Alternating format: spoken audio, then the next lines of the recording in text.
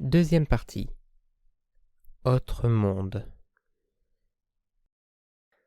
Ô ces mondes nouveaux et superbes, qui sont si curieusement peuplés. Chapitre 13. Comment je vis en rêve Lineland, le pays de la ligne. C'était l'avant-dernier jour de la 1999e année de notre ère, et le premier des grandes vacances.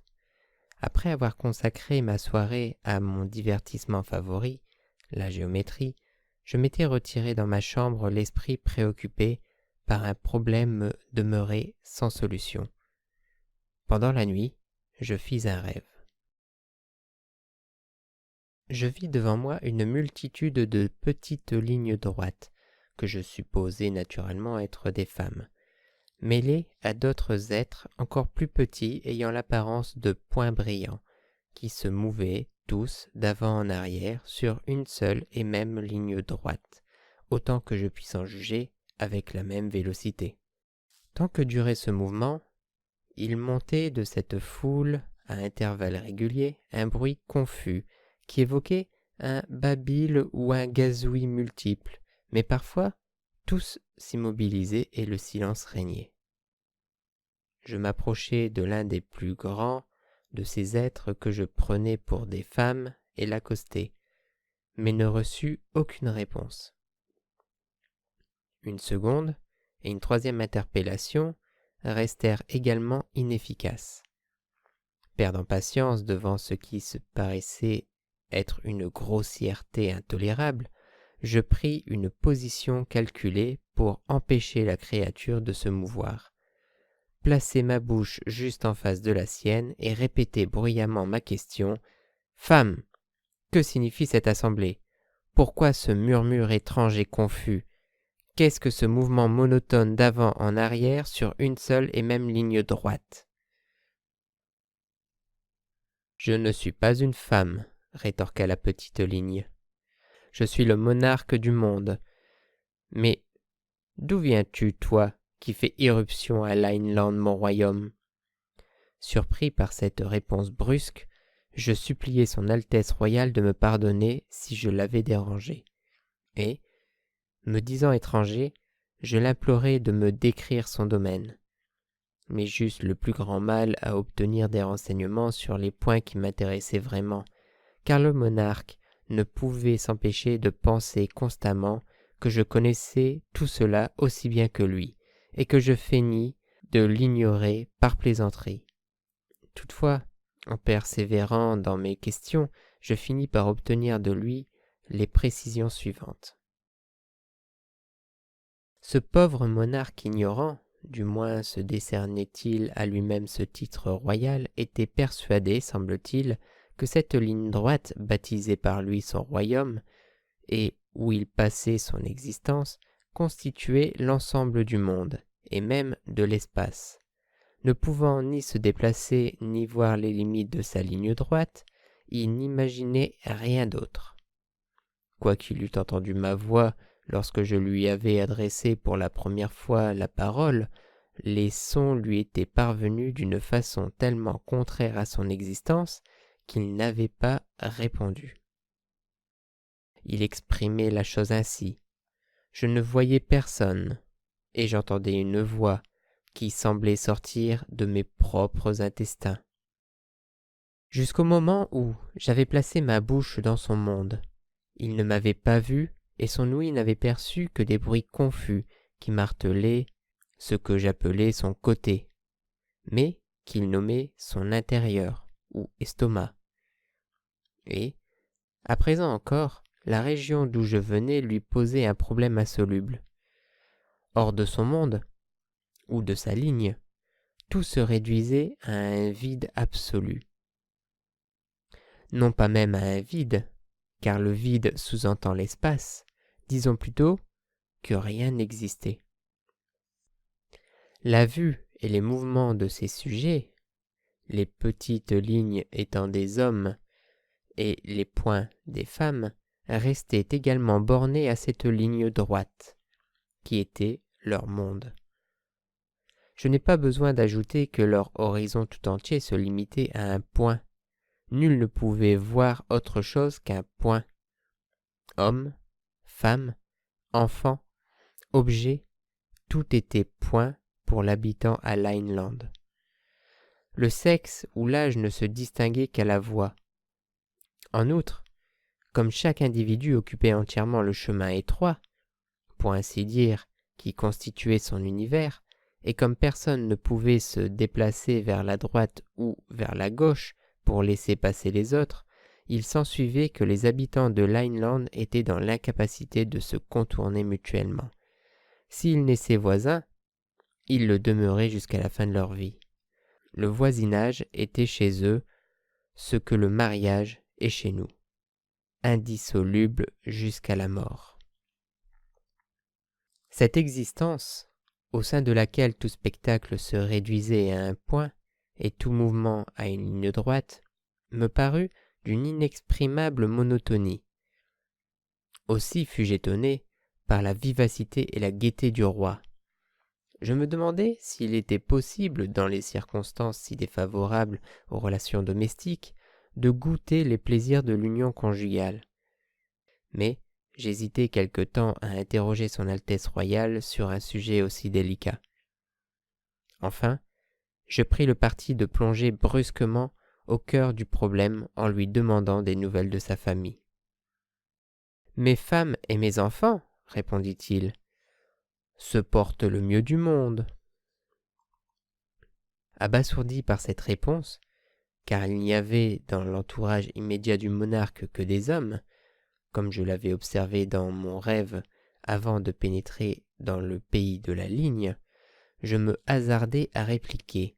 « Pardonnez-moi, mais j'imagine mal comment votre Altesse royale peut, à quelque moment que ce soit, voir ou approcher leur majesté, alors qu'elle est séparée d'elle par une demi-douzaine au moins d'individus dont elle est incapable de faire le tour et que son regard ne transperce pas.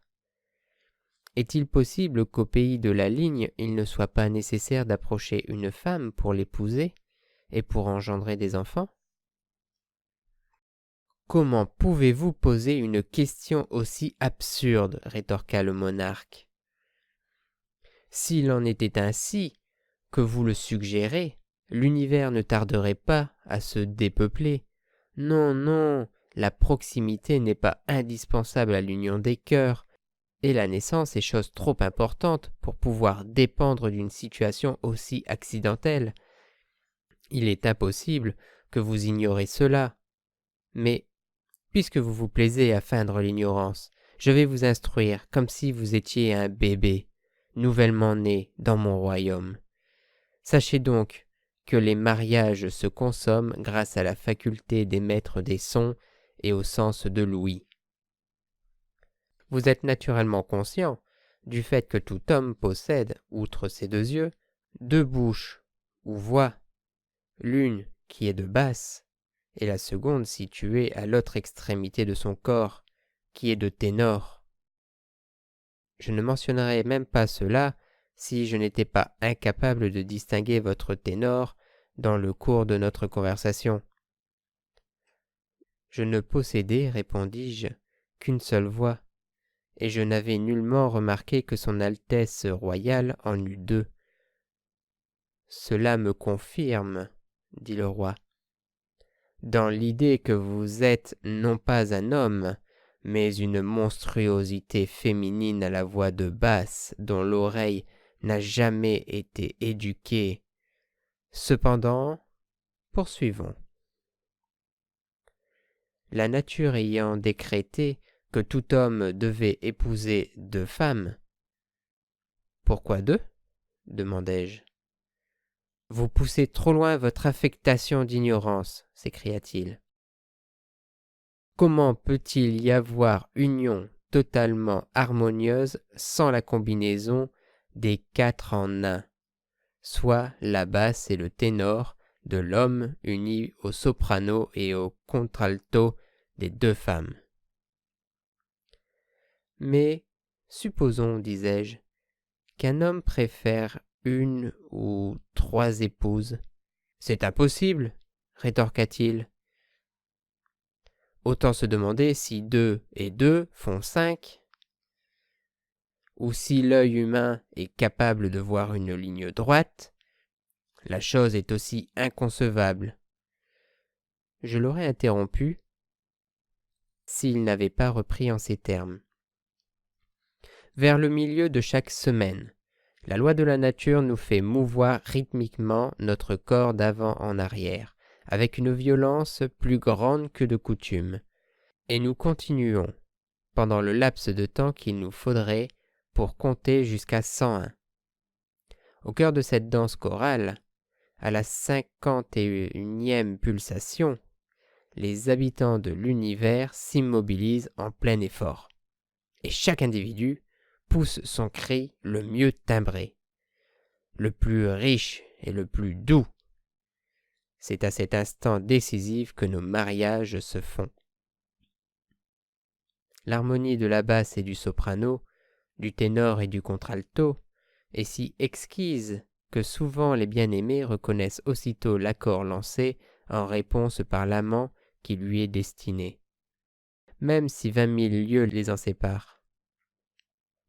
Le mariage consommé à cette seconde précise donne naissance à une triple progéniture, mâle et femelle, qui prend sa place au pays de la ligne. « Quoi ? Toujours triple ?» m'écriai-je. « Faut-il donc qu'une des deux épouses ait nécessairement des jumeaux ?»« Oui, monstre à la voix de basse, » répliqua le roi. « S'il ne naissait pas 2 filles pour chaque garçon, comment l'équilibre des sexes pourrait-il être maintenu ? Ignores-tu donc jusqu'à l'alphabet de la nature ?» La fureur lui coupa la parole, et il me fallut quelque temps pour l'inciter à reprendre son récit.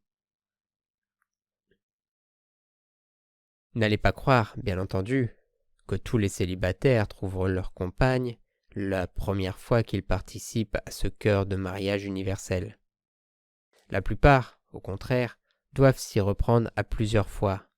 Rares sont les cœurs dont l'heureux destin est de reconnaître au premier abord le ou la partenaire qui lui est destiné par la Providence, et de se fondre dans une étreinte réciproque d'une parfaite harmonie. L'immense majorité d'entre nous doit prolonger bien davantage sa cour. Il se peut que la voix de l'amant s'accorde à celle d'une de ses futures épouses, mais pas aux deux.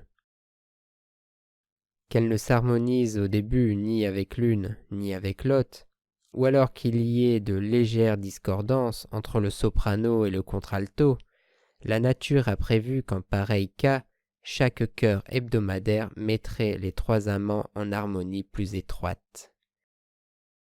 Chaque exercice vocal, la découverte de toute discordance nouvelle, incite presque imperceptiblement le moins parfait des 3 partenaires à se corriger pour se rapprocher de la perfection. Et après maintes tentatives, maintes modifications, l'objectif est enfin atteint. Vient alors le jour tant attendu où, pendant que retentit dans l'univers entier le chœur du mariage, les 3 amants séparés se trouvent brusquement en harmonie totale. Et avant même d'en avoir pris conscience, le trio est plongé dans le ravissement vocal d'une triple étreinte. Après quoi, la nature n'a plus qu'à célébrer dans la joie les épousailles et les 3 naissances de plus. Chapitre 14. Comment je m'efforçai en vain d'expliquer la nature de Flatland. Jugeant qu'il était grand temps d'arracher le monarque à son extase pour le ramener au niveau du sens commun, je résolus de chercher à lui désiller les yeux et à lui donner quelques aperçus de la vérité, c'est-à-dire de la nature des choses à Flatland. Je commençai en ces termes. Comment votre Altesse royale distingue-t-elle la forme et la position de ses sujets ?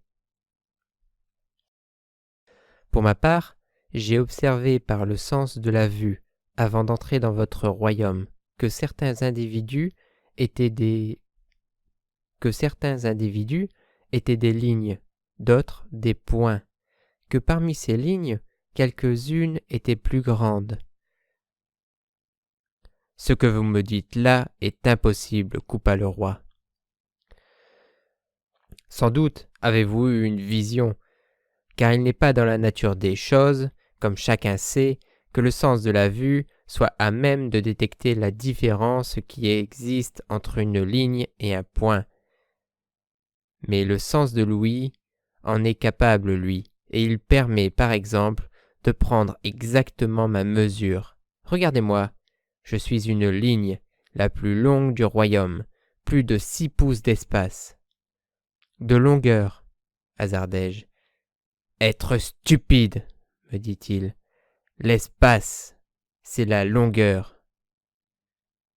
Interrompez-moi encore et je me tais. Je lui présentai mes excuses, mais il reprit avec dédain. Puisque vous êtes insensible au raisonnement, vous allez entendre par vos propres oreilles comment, grâce à mes 2 voix, je révèle ma forme à mes 2 épouses, qui se trouvent en ce moment à 6070 yards, 2 pieds 8 pouces de distance, l'une au nord, l'autre au sud. Écoutez, je les appelle. Il pépia et poursuivit avec complaisance. En entendant le son d'une de mes voix, suivie de près par l'autre, et en percevant que la seconde les atteint après un intervalle de temps au cours duquel le son peut parcourir 6,457 pouces, mes épouses en déduisent que l'une de mes bouches est à 6,457 pouces de plus que l'autre de l'endroit où elle se trouve, et que par conséquent je mesure 6,457 pouces. Mais n'allez pas croire qu'elles font ce calcul chaque fois qu'elles entendent mes 2 voix. Elles l'ont fait une fois pour toutes avant notre mariage. Elles pourraient, toutefois, l'effectuer à tout moment. Et je peux, moi aussi, de la même manière, évaluer la forme de tous mes sujets mâles par le sens de l'ouïe. Mais, disais-je, s'il arrivait qu'un homme se fit passer pour une femme en déguisant l'une de ses 2 voix, ou encore modifia sa voix sud, de telle sorte que l'on ne put la reconnaître comme étant l'écho de sa voix nord. Ce genre d'imposture ne provoquerait-il pas de graves ennuis? Et ne vous est-il pas possible de l'éviter en ordonnant à vos sujets de se toucher les uns les autres? C'est évidemment une question tout à fait stupide, car le toucher n'aurait pas rempli le but désiré, mais je la posai dans le dessein d'irriter le monarque, et j'y réussis parfaitement. « Quoi » s'écria-t-il avec horreur. « Expliquez le sens de vos paroles. »« De se toucher, répétai-je, de se sentir, d'entrer en contact avec les autres. »« Si, dit le roi. Vous entendez par toucher le fait de s'approcher d'un individu au point de ne laisser aucun espace entre lui et vous, sachez, étranger, qu'il s'agit là d'un crime passible de mort dans mon royaume. Et la raison en est évidente. La forme fragile de la femme, qui pourrait être écrasée au cours de cette opération, doit être préservée par l'État. Mais puisque le sens de la vue ne permet pas de distinguer les femmes des hommes, la loi interdit à tous de réduire à néant l'espace qui sépare celui qui approche de celui qui est approché. Et d'ailleurs, à quoi servirait cette activité illégale et contraire aux lois de la nature que vous appelez le toucher, puisque le sens de l'ouïe remplit à la fois plus facilement et avec plus de précision tous les buts de cette opération grossière et brutale. Quant au risque d'imposture dont vous me parliez tout à l'heure, il n'existe pas, car la voix, étant l'essence même de l'être, ne peut se modifier à volonté. Mais supposons que j'ai le pouvoir de passer à travers les objets solides, et que je puisse pénétrer tous mes sujets, les uns après les autres, fussent-ils au nombre d'1 milliard, en vérifiant leurs dimensions respectives et la distance qui les sépare les uns des autres par le sens du toucher. Combien de temps et d'énergie me ferait gaspiller cette méthode imprécise et malaisée? Alors qu'un instant d'attention me permet de recenser, pour ainsi dire, sur le plan général et statistique, la situation, l'état physique, mental et spirituel de tous les êtres qui vivent à Lineland. Oyez, oyez donc! Sur ces mots, il se tut et écouta comme en extase un bruit qui me parut à peine supérieur aux stridulations minuscules d'une immense assemblée de sauterelles lilliputiennes. « Certes, répondis-je, l'acuité de votre ouïe vous est très utile et compense un grand nombre de vos défaillances. Mais permettez-moi de vous dire qu'au pays de la ligne, la vie doit être bien monotone. Ne jamais voir qu'un point, n'être pas même capable de contempler une ligne droite. Que dis-je? Ne pas même savoir ce qu'est une ligne droite. Avoir les yeux et cependant être privé de ces spectacles linéaires qui nous sont littéralement dispensés à nous, habitants de Flatland. Mieux vaut sûrement ne pas posséder du tout le sens de la vue qu'en faire un si piètre usage. Je vous accorde que mon ouïe n'égale pas la vôtre en acuité. Car le concert universel de votre royaume, qui vous donne un plaisir si intense, n'est pour moi qu'un babil, ou un pépillement multiple, mais du moins, puis-je distinguer de vue un point d'une ligne? Permettez-moi de vous le prouver. Juste avant d'entrer dans votre royaume, je vous ai vu danser de gauche à droite, puis de droite à gauche, suivi d'un côté par 7 hommes et une femme, de l'autre par 8 hommes et 2 femmes. N'est-ce pas exact? Si, dit le roi. Du moins en ce qui concerne les nombres et la répartition des sexes, quoique j'ignore ce que vous entendez par droite et gauche. Mais je nie pas que vous ayez vu ces choses, car comment pourriez-vous voir la ligne, c'est-à-dire les entrailles d'un homme? Il faut soit qu'on vous les ait révélées, soit que vous les ayez vues en rêve. Et laissez-moi vous demander ce que vous désignez par ces mots de gauche et de droite. Je suppose que c'est votre façon de dire vers le nord et vers le sud. Pas du tout, répliquai-je. Outre votre mouvement vers le nord et vers le sud, il en existe un autre de droite à gauche et vice-versa. Montrez-moi, je vous prie, ce mouvement de gauche à droite. Cela m'est impossible, à moins que vous ne sortiez complètement de votre ligne. Sortir de ma ligne? Vous voulez dire de mon monde, de l'espace? Eh bien oui, de votre monde, de votre espace, car votre espace n'est pas la véritable espace. Le véritable espace est une surface plane, le vôtre n'est qu'une ligne.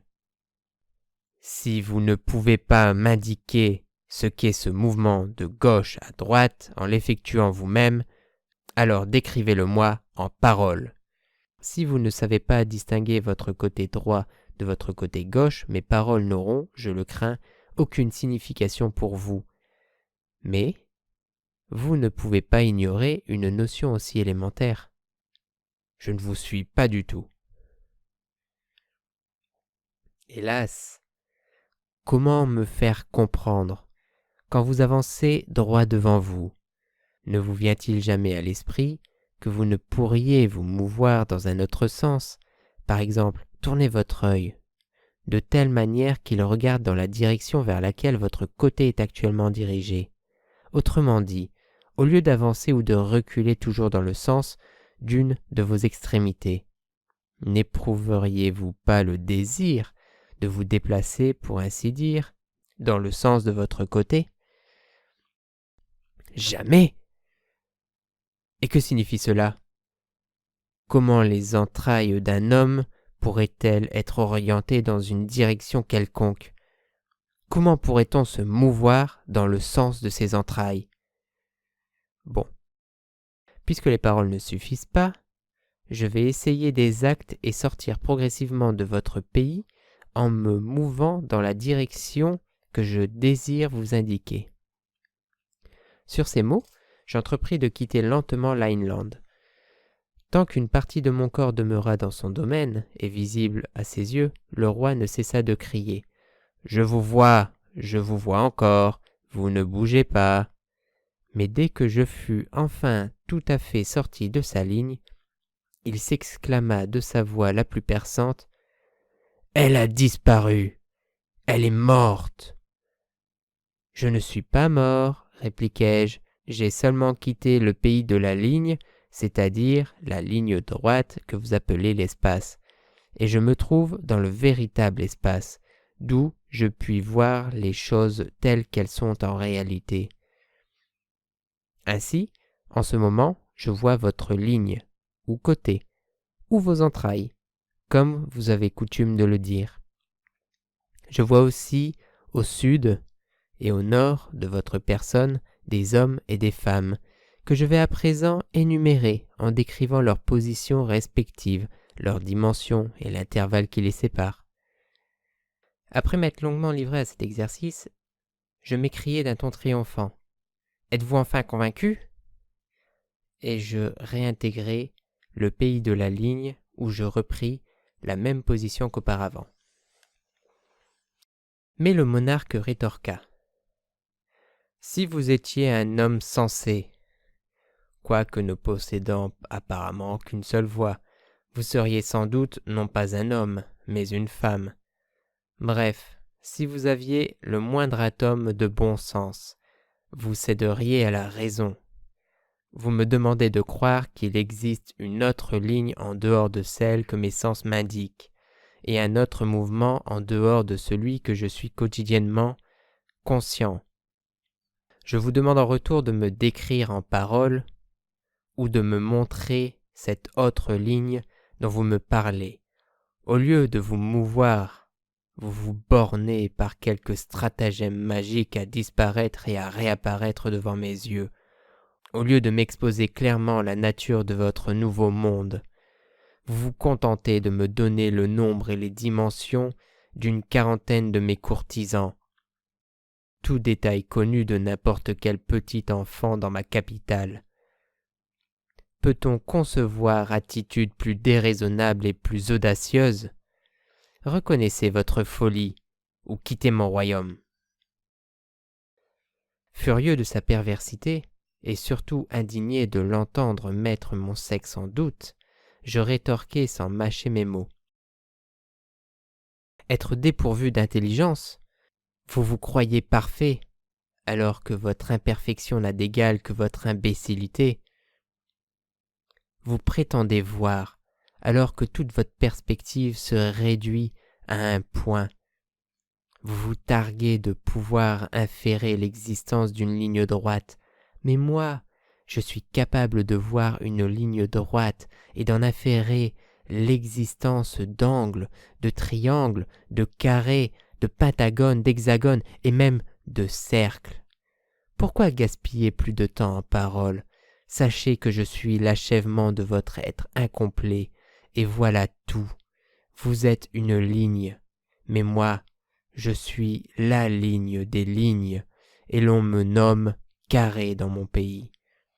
Et quoique je vous sois infiniment supérieur, je suis pourtant bien peu de chose auprès des grands nobles du plat pays, d'où je suis venu vous visiter, dans l'espoir d'éclairer votre ignorance. » En entendant ces mots, le roi piqua droit vers moi avec un cri menaçant, comme pour me transpercer en pleine diagonale. Et au même instant, ces myriades de sujets poussèrent un cri de guerre multiple, dont la véhémence augmenta au point que je crus entendre le vacarme de 100 000 isocèles rangés en ligne de bataille et l'artillerie de 1000 pentagones. Cloué sur place par la surprise, je ne pouvais ni parler ni bouger pour échapper au sort qui me menaçait, et le bruit augmentait encore. Le roi se rapprochait lorsque la cloche du petit déjeuner, en m'éveillant, me rappela aux réalités du plat pays. Chapitre 15. Comment je fis la connaissance d'un étranger qui venait de Spaceland. Des rêves, je passe à la réalité. C'était le dernier jour de la 1999e année de notre ère. Le clapotis de la pluie avait depuis longtemps annoncé le crépuscule. Assis, à côté de ma femme, je réfléchissais aux événements du passé et aux perspectives de l'année, du siècle, du millénaire à venir. Mes 4 fils et mes 2 petits-enfants orphelins s'étaient retirés dans leur appartement respectif. Seule ma femme restait avec moi pour voir mourir l'ancien millénaire et assister à la naissance du nouveau. Plongé dans mes pensées, je réfléchissais à quelques remarques qui venaient d'échapper le soir même au plus jeune de mes petits-fils. Un hexagone d'une régularité parfaite et d'une vivacité d'esprit exceptionnelle. Nous lui avions, ses oncles et moi, donné comme à l'accoutumée sa leçon pratique de connaissances visuelles en pivotant sur nous-mêmes, tantôt très vite, tantôt lentement, et en l'interrogeant sur nos positions. Ses réponses s'étaient révélées si satisfaisantes que j'avais voulu le récompenser en lui donnant quelques aperçus arithmétiques dans ses applications à la géométrie. Prenant 9 carrés, qui mesuraient chacun 1 pouce de côté, je les avais assemblés de manière à former un carré plus grand, ayant 3 pouces de côté, et m'en étais servi pour prouver à mon petit-fils que, s'il était impossible de voir l'intérieur d'un carré, nous pouvions cependant mesurer le nombre de pouces carrés qu'il contenait en portant à la puissance 2 le nombre de pouces du côté. Ainsi, disais-je, nous savons que 3 au carré, ou 9, représente le nombre de pouces carrés contenu dans un carré dont le côté a 3 pouces de longueur. Le petit hexagone médita un moment là-dessus et me dit « Mais vous m'avez enseigné à porter les nombres à la puissance 3. Je suppose que 3 a aussi un sens en géométrie. Quel est-il ? 3 puissance 3 n'a aucun sens en géométrie, lui répondis-je, car la géométrie n'a que 2 dimensions. Et j'entrepris de montrer à l'enfant qu'un point, en parcourant une longueur de 3 pouces, devient une ligne de 3 pouces, laquelle peut être représentée par 3. Puis, qu'une ligne de 3 pouces, en parcourant parallèlement à elle-même une longueur de 3 pouces, devient un carré de 3 pouces de côté, qui peut être représenté par 3 au carré. Là-dessus, mon petit-fils, revenant à sa première idée, m'entreprit avec une certaine brusquerie en s'écriant « Eh bien alors, si un point, en parcourant 3 pouces, forme une ligne de 3 pouces représentée par 3, si une ligne droite de 3 pouces, en se déplaçant parallèlement à elle-même, forme un carré ayant 3 pouces de côté et représenté par 3 au carré. Il s'ensuit qu'un carré ayant 3 pouces de côté, en se mouvant parallèlement à lui-même, mais je ne vois pas comment, soit former quelque chose d'autre, mais je ne vois pas quoi, qui aura 3 pouces de côté et sera représenté par 3 au cube. « Allez vous coucher !» ordonnai-je, un peu contrarié par cette interruption. « Si vous disiez moins de sottises, vous vous souviendriez peut-être un peu mieux de vos leçons. » Mon petit-fils s'était donc retiré, en pleine disgrâce. Je m'efforçai, assis à côté de ma femme, de former une rétrospective de l'an 1999 et d'imaginer les possibilités de l'an 2000. Mais je n'arrivais pas à chasser de mon esprit les pensées suggérées par le bavardage de mon brillant petit hexagone. Il ne restait plus que quelques grains dans le sablier qui marquaient les demi-heures. Je m'arrachai de ma rêverie et retournai le sablier vers le nord pour la dernière fois dans le cours de l'ancien millénaire, tout en m'écriant à haute voix « Cet enfant est stupide !» Aussitôt je sentis une présence dans la pièce, et un frisson glacé parcourut mon être. « Il n'est pas stupide du tout, vociféra mon épouse. Et vous violez les commandements en déshonorant ainsi votre petit-fils. Mais je ne lui accordai pas la moindre attention. J'avais beau regarder dans toutes les directions, je ne voyais rien. Pourtant, je sentais toujours une présence, et le murmure glacé me fit à nouveau frissonner. Je sursautai. « Qu'avez-vous » demanda ma femme. « Il n'y a pas de courant d'air. Que cherchez-vous ? Il n'y a rien. » Il n'y avait rien, en effet, et je regagnai mon siège en m'écriant, pour la seconde fois, « Cet enfant est stupide. 3 au cube ne peut avoir aucune signification en géométrie. » Aussitôt, j'entendis distinctement une réponse. « Cet enfant n'est pas stupide. Et 3 au cube a une signification géométrique évidente. » Ma femme ouït ces mots aussi bien que moi, tout en n'en comprenant pas le sens, et nous bondîmes tous deux dans la direction d'où provenait le son. Quelle ne fut pas notre horreur quand nous vîmes devant nous une figure. Au premier abord, on eût dit d'une femme, vue de côté, mais en regardant de plus près, je constatai que les extrémités plongeaient trop rapidement dans l'ombre pour qu'il pût s'agir là d'une représentante du sexe faible. J'aurais conclu à un cercle si l'apparition ne m'avait pas semblé changer continuellement de dimension, ce qui était impossible aussi bien pour un cercle que pour n'importe quelle autre figure régulière connue de moi. Mais ma femme n'avait ni mon expérience, ni le sang-froid nécessaire pour noter ces caractéristiques.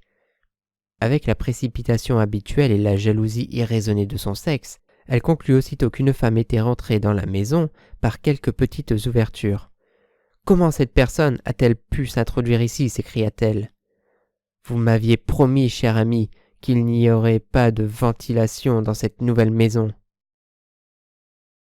Il n'y en a pas en effet, lui dis-je. Mais qu'est-ce qui vous porte à croire qu'il s'agit là d'une femme ?